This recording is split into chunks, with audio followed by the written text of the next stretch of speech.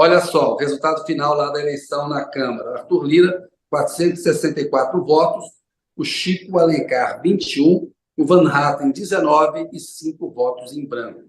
É uma votação delavada do Arthur Lira e nós vamos analisar isso agora no próximo bloco, porque com as meninas eu tenho que enrolar aqui, ou se já posso chamar, acho que já posso chamar Já podemos chamar. a Beatriz Rey. É cientista política, ela é pesquisadora na Universidade Johns Hopkins, nos Estados Unidos, pesquisadora do Núcleo de Estudos sobre o Congresso Nacional, que é da Universidade Estadual do Rio de Janeiro, da UERJ. Ela conversa com a gente diretamente de Portugal. Boa noite, Beatriz. Boa noite, Kennedy. Boa noite, Zé Roberto. Prazer falar com vocês.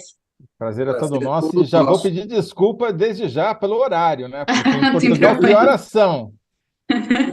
Eu programei essa viagem inteira ao redor do dia 1º de fevereiro, porque eu sabia que eu ia trabalhar, então não tem Ah, problema então tá nenhum. bom.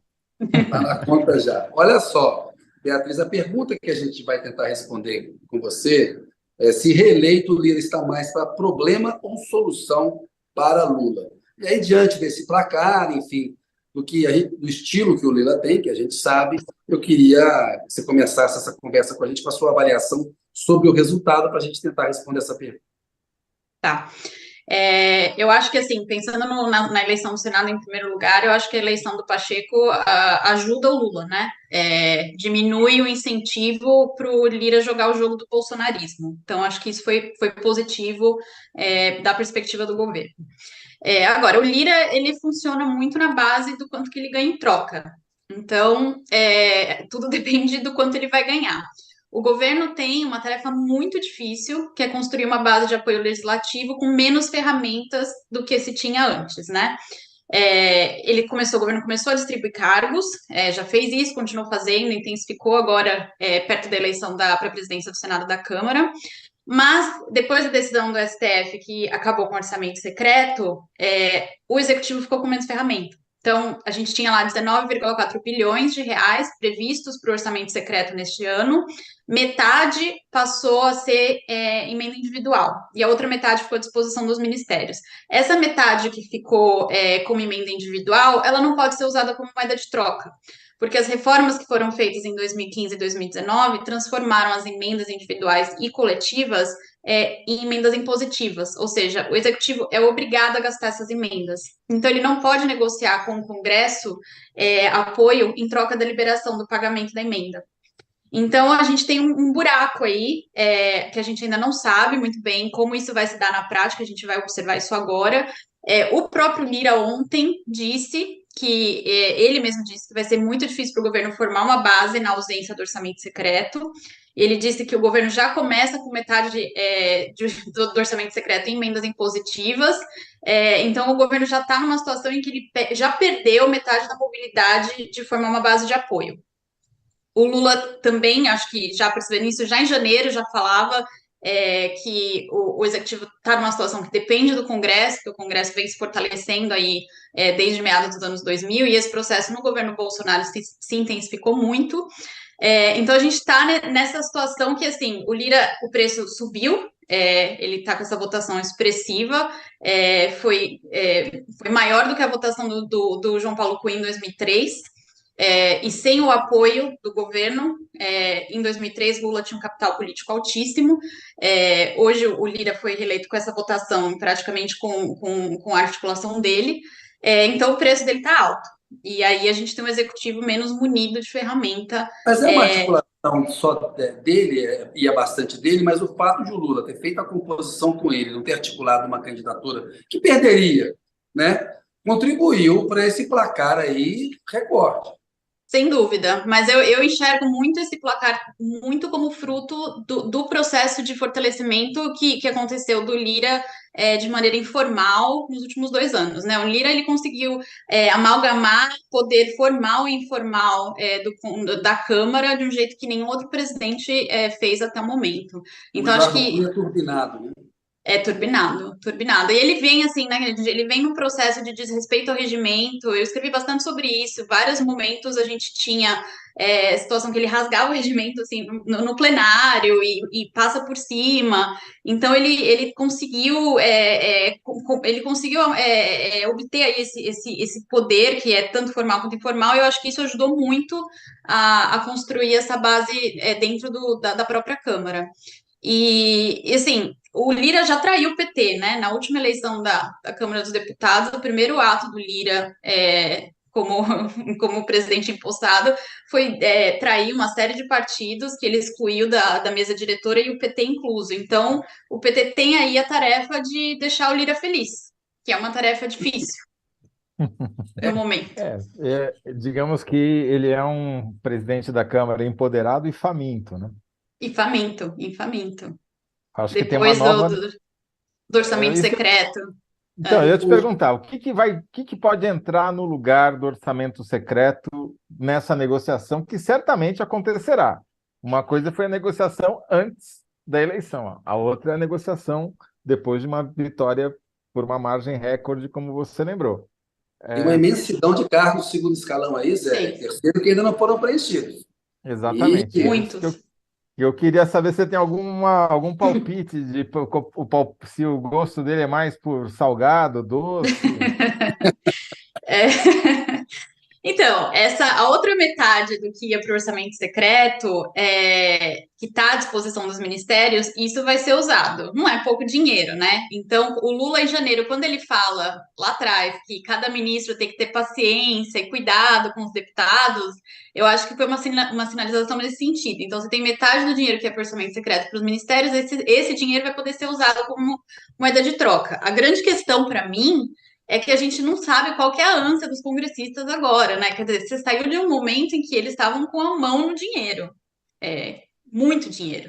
E aí o STF cortou o orçamento secreto, então a gente não sabe isso assim, o quanto vai ser suficiente para se formar essa base de apoio. O Lira já falou até que é difícil fazer base sem algum tipo de, né?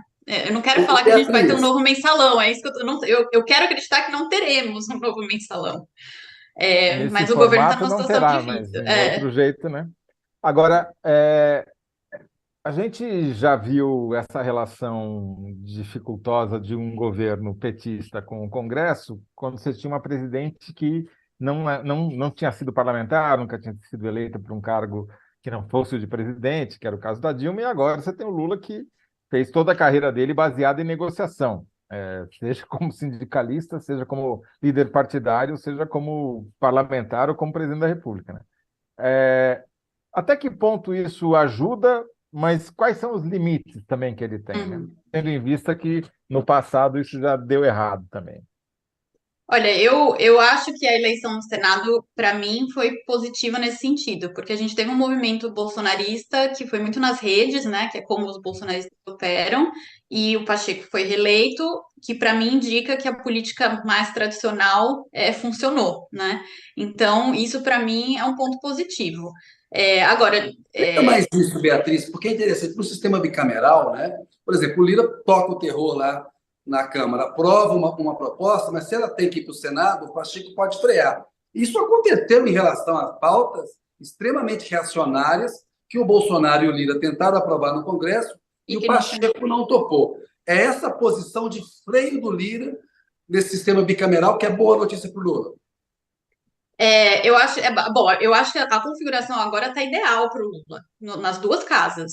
Se o Marinho tivesse sido eleito, para mim teria sido o fim do governo Lula já teria, assim, nada ia andar, porque ele poderia conseguir formar uma base de apoio estável na Câmara e passar pela Câmara, mas ele não ia conseguir passar nada pelo Senado.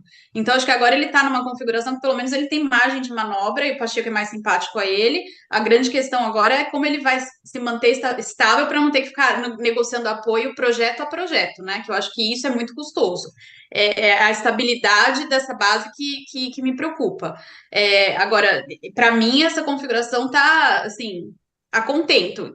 Digo isso, Kennedy, pensando na relação executivo-legislativo, tá? Quando eu penso no Lira como presidente da Câmara e o que ele faz para a Câmara como instituição, é um horror, né? Assim, para quem estuda Esse é Congresso, outro ponto que eu queria ver com você, porque no Congresso tem um dito que é o seguinte: por acordo, pode-se mudar o regimento, você pode esquecer pontos do regimento. Né? E isso sempre foi algo que existiu dentro do Congresso. Às vezes eles apressam, por exemplo, aquelas 5 sessões que tem intervalo entre o primeiro turno e o segundo turno de uma proposta de emenda constitucional, eles encurtam, fazem isso a jato. Por que é correto dizer que o Lira rasga o regimento? Porque ele invoca o seguinte: estou fazendo tudo aqui por acordo. Ele liga o trator político dele. Né? Esse trator, a gente sabe como é que ele é turbinado. Mas explica isso para a gente melhor. olha, eu vou pegar, por exemplo, um caso que para mim foi mais emblemático, que foi na aprovação da PEC do estado de emergência no ano passado, acho que foi o PEC Kamikaze. Nesse episódio específico, o Lira ele desrespeitou o regimento 4 vezes. Ele recebe a PEC aprovada no Senado, aí ele apensa essa PEC, é uma PEC que estava existente na Câmara, que foi a PEC dos biocombustíveis, e essa PEC dos biocombustíveis estava uma tramitação em estágio avançado. Então, ao apensar uma PEC na outra, ele pula uma etapa da análise da PEC Kamikaze pela CCJC e a possibilidade de apresentar emenda na comissão especial.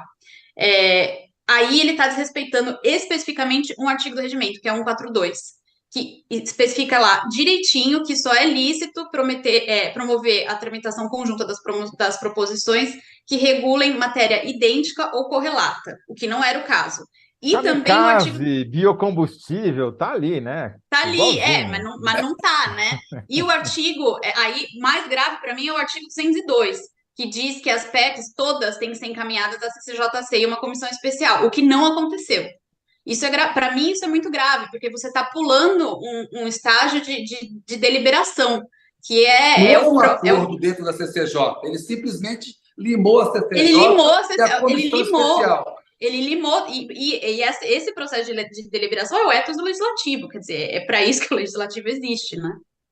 E você acaba com qualquer chance de alguém propor alguma mudança, alguma emenda, nada, né? Nada. É assim que eu quero, vai assim, sou o dono da bola. Outra coisa que ele fez muito no último ano foi ele começou a usar muito grupo de trabalho para substituir o trabalho das comissões. Qual que era a grande vantagem? Ele indica quem ele quer para grupo de trabalho. Então, tinha muito grupo de trabalho só com membro da oposição. Então, ele controlava como os temas eram tratados ao criar grupo de trabalho, porque grupo de trabalho não tem que ter representação partidária, proporcionalidade partidária, etc, etc. Então, você tem uma série de artimanhas. Aí, quando você lê o regimento, eu leio o regimento, né? Assim, eu sou uma pessoa que lê o regimento. Então, quando você lê o regimento e você vê o que ele faz ali na prática, você consegue pegar artigo por artigo, né? O deputado que é bom, o deputado que é eficaz, conhece o regimento de frente para trás, de trás para frente, e é capaz de identificar isso. Tanto que quando acontece, tem lá alguns deputados falando no plenário o que ele está fazendo.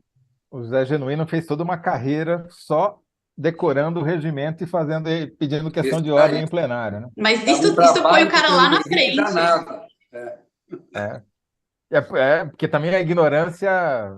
porque ninguém toma tempo para fazer isso, né? Exatamente. Ainda mais agora nessa era de rede social. Pois que é muito mais importante para eles, né? Agora, você falou uma coisa que eu acho que vale a pena a gente explorar um pouquinho. Essa eleição para a Câmara e para o Senado foi caracterizada por uma taxa de reeleição muito alta, ou seja, a vitória de quem já tinha um cargo parlamentar, e, de alguma maneira, uma derrota contra uma vitória da velha política, no sentido mais tradicional do termo, e uma derrota da antipolítica, né? Que tinha sido o resultado oposto foi o resultado oposto do que aconteceu em 2018. E agora, você acha que, diante desse resultado das votações na mesa da Câmara e do Senado, em que, mais uma vez, duas reeleições, nada mais velha política do que isso, tá certo? E um presidente que está aí pelo terceiro mandato. O que a gente pode esperar, do ponto de vista mais amplo, dessa organização entre executivo e legislativo daqui para frente? Você acha que a gente está condenado ao fisiologismo ou existe esperança para alguma coisa diferente? Não, eu tô bem esperançosa. Eu acho que a gente fez algumas mudanças na última eleição que estão forçando a diminuição do número de partidos. Isso para mim é super positivo. Hoje também eu estava vendo que a gente teve fusão e incorporação de partidos, agora logo antes da eleição da mesa diretora. Então, o PROS foi incorporado pelo Solidariedade, o PSC pelo Podemos, e o Patriota se fundiu com o PTB, formando um partido que chama Mais Brasil. Então, a gente o sistema partidário, para mim, está em um momento de realinhamento, né? Acho que a gente está vivenciando isso. O primeiro passo era diminuir o número de partidos, né? Que no Brasil é uma coisa que não existe em outro lugar do mundo. Agora a gente está passando por eu acho que a gente vai chegar num ponto que a gente vai ter uma transição de uma política uma política fisiologista para uma política mais programática. O PT é o único partido que a gente tem no Brasil na ciência política, na avaliação da ciência política, que se funciona como um partido, né? Que é o partido programático, que tem organização, que tem identidade, enfim. O ideal seria que os partidos caminhassem mais nesse sentido. Eu acho que com a diminuição do número de partidos e a fusão, a gente tem mais janelas de oportunidade nesse sentido. Ótimo. Não, isso é uma boa notícia, né, Kennedy? Porque Eu acho. Eu acho, inclusive, vem... que o sistema partidário brasileiro ser do jeito que ele acabou diminuindo a chance que a gente tinha de golpismo, né? Eu acho que seria muito mais fácil nos Estados Unidos, com 2 partidos e um presidente controlando o partido do jeito que aconteceu, do jeito que a gente teve no Brasil. O Bolsonaro não tem um partido. Ele não conseguiu criar o dele e ele ficou pingando de partido por partido a vida inteira. Então, ele não tinha a organização e os recursos para fazer golpe, né? Nunca conseguiu criar nada, né? A fragmentação partidária sempre foi muito deletéria para a governabilidade dos presidentes. Então, para o Lula, isso ajuda na composição política e na aprovação dos projetos, né? Mas a pedra no sapato é o Lira mesmo. A Beatriz mandou bem. O comportamento do Lira, muitos petistas dizem, mas ele cumpre acordo, né? Ele, se fizer o acordo, ele cumpre. Então, vamos ver como é que vai ser a ação dele agora. Eu não tenho dúvidas de que os cargos de segundo e terceiro escalão, que já ele vai apresentar candidato a ministro aí, numa reforma, numa saída ministerial, essa conta vai chegar rapidinho. Eu também acho que a conta vai ser alta. Teve um detalhe curioso nessa votação do Lira, que todo mundo, obviamente, só vai prestar atenção no fato dele ter batido o recorde de votação, mas é o fato de que o Van Hatten, que é o representante máximo da antipolítica, teve 2 votos a menos que o Chico Alencar, do PSOL. Justiça poética, né? Justiça poética. Mas a gente precisa fazer a nossa síntese, né? Isso. Infelizmente, a gente tem que sintetizar meia hora de conversa é uma solução em 75 caracteres.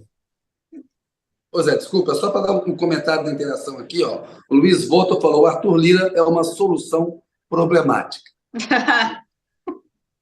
Eu acho que isso daí resume bem. Assim, para mim, eu estou feliz. Do ponto de vista em relação ao executivo e legislativo, eu estou feliz. Porém, do ponto de vista Lira, dentro da Câmara dos Deputados, e o estrago que ele faz para a instituição, eu estou muito triste. Mas o Brasil coloca a gente nessa situação que a gente tem que ficar feliz com muito pouco, né? Então. Olha, podia ser bem pior, hein? Mas eu acho que agora tem a síntese mesmo, porque a gente pega o Arthur Lira, é uma solução problemática, mas a gente no Brasil tem que ficar feliz com muito pouco. Essa é a melhor síntese. Sintetizou tudo. É isso. Muito bom. Podia ter sido diferente? Havia uma alternativa ao Lira? Não, né, Beatriz? Eu não vejo, Kennedy, eu não vejo. Né? Eu acho que assim, o PT já fez isso no passado, né? Vamos voltar para Eduardo Cunha, por exemplo, pode ir mais para trás, mas mais recente. Então, acho que eles aprenderam. Tá aí uma coisa, teve um aprendizado no PT, que agora, né, vamos reconhecer, existiu, que é como tratar a eleição de presidente. Eles não tentaram interferir.